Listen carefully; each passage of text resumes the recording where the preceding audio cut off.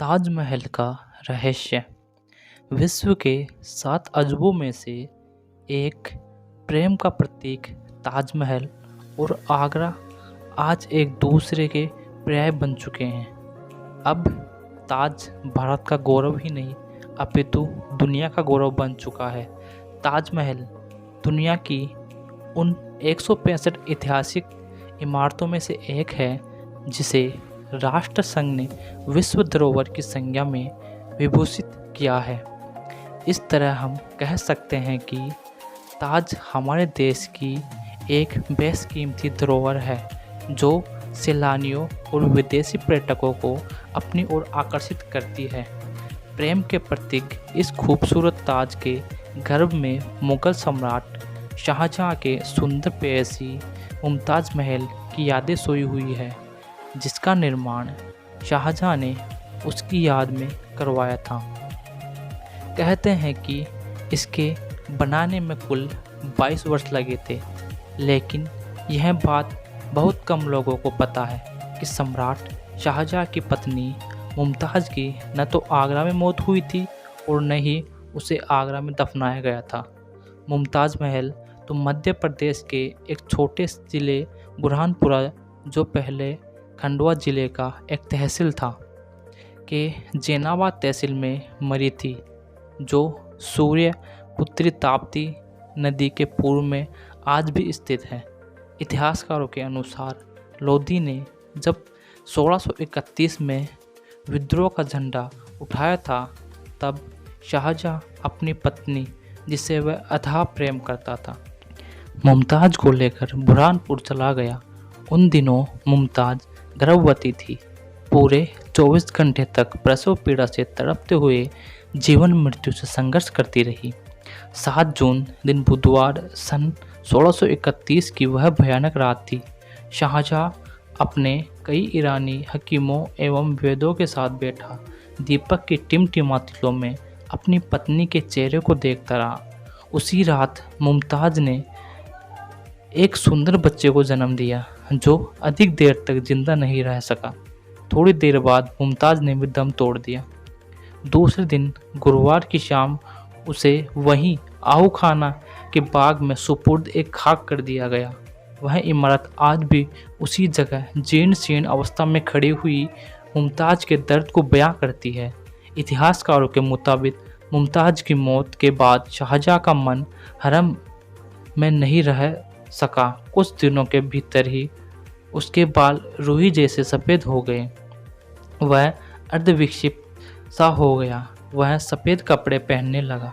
एक दिन उसने मुमताज़ की कब्र पर हाथ रखकर कसम खाई कि मुमताज़, तेरी याद में एक ऐसी इमारत बनवाऊंगा जिसके बराबर की दुनिया में दूसरी नहीं होगी। बताते हैं कि शाहजहां की इच्छा थी कि ताप्ती नदी के तट पर मुमताज़ की स्मृति में एक भव्य इमारत बने जिसके समान की दुनिया में दूसरी इमारत न हो। इसलिए शाहजहां ने ईरान के शिल्पकारों को जैनाबाद बुलवाया। ईरानी शिल्पकारों ने ताप्ती नदी के आसपास निरीक्षण किया तो पाया कि नदी के किनारे की काली मिट्टी में पकड़ नहीं है और आसपास की ज़मीन भी दलदली है। दूसरी सबसे बड़ी बाधा यह थी कि तापी नदी का प्रवाह तेज होने के कारण ज़बरदस्त भूमि कटाव था, इसलिए वहां पर इमारत को खड़ा कर पाना संभव नहीं हो सका। उन दिनों भारत की राजधानी आगरा थी, इसलिए शाहजहां ने आगरा में ही पत्नी की याद में इमारत बनवाने का मन बनाया। उन दिनों यमुना के तट पर बड़े बड़े रईसों की हवेलियाँ थीं।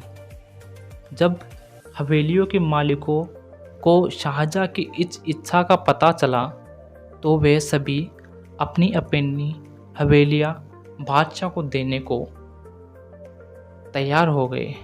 इतिहास में इस बात का पता चलता है कि सम्राट शाहजहां को राजा जयसिंह की अजमेर वाली हवेली पसंद आ गई। सम्राट ने हवेली चुनने के बाद ईरानी, तुर्की, फ्रांस और इटली से शिल्पकारों को बुलवाया।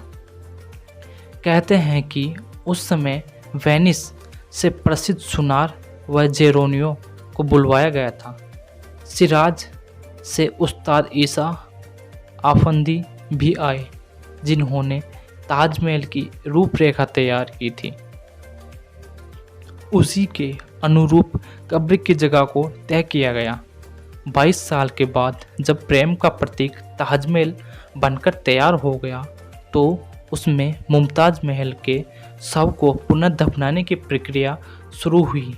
बुरहानपुर के जैनाबाद में मुमताज महल के जनाजे को एक विशाल जुलूस के साथ आगरा में ले जाया गया और ताजमहल के गर्भगृह में दफना दिया गया। इस विशाल जुलूस पर इतिहासकारों की टिप्पणी है कि उस विशाल जुलूस पर इतना खर्च हुआ था कि जो क्लियोपेट्रा के उस ऐतिहासिक जुलूस की याद में दिलाती है, जब क्लियोपेट्रा अपने देश से एक विशाल समूह के साथ सीजर के पास गई थी, जिसके बारे में इतिहासकारों का कहना है कि उस जुलूस पर उस समय 8 करोड़ रुपए खर्च हुए थे। ताज के निर्माण के दौरान ही शाहजहां के बेटे औरंगजेब ने उन्हें कैद करके पास के लाल किले में रख दिया, जहां से शाहजहां एक खिड़की से निर्माणाधीन ताजमहल को 24 घंटे देखते रहते थे। कहते हैं कि जब तक ताजमहल बनकर तैयार होता, उस बीच शाहजहां की मौत हो गई। मौत से पहले शाहजहां ने इच्छा जाहिर की थी कि उसकी मौत के बाद उसे यमुना नदी के दूसरे छोर पर काले पत्थर से बनी एक भव्य इमारत में दफन किया जाए और दोनों इमारतों को एक पुल से जोड़ दिया जाए। लेकिन उसके पुत्र औरंगजेब ने अपने पिता की इच्छा पूरी करने की बजाय सफ़ेद संगमरमर की उसी भव्य इमारत में उसी जगह दफना दिया जहां पर उसकी मां यानी मुमताज महल चिर निंद्रा में सोई हुई थी। उसने दोनों प्रेमियों को आसपास सुलाकर एक इतिहास रच दिया। बुरहानपुर पहले मध्य प्रदेश के खंडवा जिले की एक तहसील हुआ करती थी, जिसे हाल ही में जिला बना दिया गया। यह जिला दिल्ली मुंबई रेलवे पर इटारसी भुसावल के बीच स्थित है। बुरहानपुर रेलवे स्टेशन भी है, जहां पर लगभग सभी प्रमुख रेलगाड़ी रुकती हैं। बुरहानपुर स्टेशन से लगभग 10 किलोमीटर दूर शहर के बीच बहने वाली ताप्ती नदी के उस पर जैनाबाद फारूकी काल, जो कभी बादशाह के शिकारगाह आहूखाना हुआ करती थी, जिसे दक्षिण का सूबेदार बनाने के बाद शहजादा दानियाल, जो शिकार का काफ़ी शौकीन था, ने इस जगह को अपने पसंद के अनुरूप महल, हौज, बाग बगीचे के बीच नहरों का निर्माण करवाया था। लेकिन 8 अप्रैल 1605 को मात्र 23 साल की उम्र में सूबेदार की मौत हो गई। स्थानीय लोग बताते हैं कि इसी के बाद आहूखाना उजड़ने लगा। स्थानीय पत्रकार कहते हैं कि जहांगीर के शासनकाल में सम्राट अकबर के 9 रत्नों में से एक अब्दुल रहीम खान ने ईरान से खिरनी एवं अन्य प्रजातियों के पौधे मंगवाकर आहूखाना को पुनः ईरानी बाग के रूप में विकसित करवाया। इस बाग का नाम शाहजहां की पुत्री आलम आरा के नाम पर पड़ा। बादशाहनामा के लेखक अब्दुल हामिद लाहौरी साहब के मुताबिक शाहजहां के प्रेयसी मुमताज महल की जब प्रसव के दौरान मौत हो गई तो उसे यहीं पर स्थायी रूप से दफन कर दिया गया था, जिसके लिए आहूखाने के एक बड़े हौज के बंद करके तलघर बनाया गया और वहीं पर मुमताज के जनाजे को 6 माह रखने के बाद शाहजहां का बेटा शहजादा शुजा, सुन्नी बेगम और शाह हाकिम वजीर खान मुमताज के शव को लेकर बुरहानपुर के इतवारा गेट दिल्ली दरवाजे से होते हुए आगरा ले गए, जहां यमुना के तट पर स्थित राजा मान सिंह के पोते राजा जय सिंह के बाग में बने ताजमहल में सम्राट शाहजहां की प्रेयसी एवं पत्नी मुमताज महल के जनाजे को दोबारा दफना दिया गया।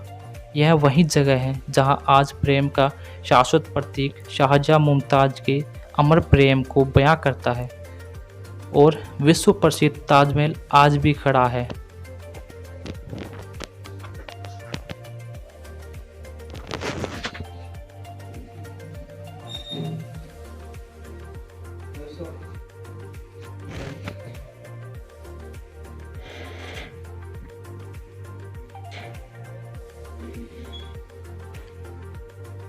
यदि आपको यह कहानी पसंद आई हो तो आपके अपने YouTube चैनल लाइक, शेयर एवं सब्सक्राइब करना ना भूलें और मिलते हैं एक और नई कहानी के साथ।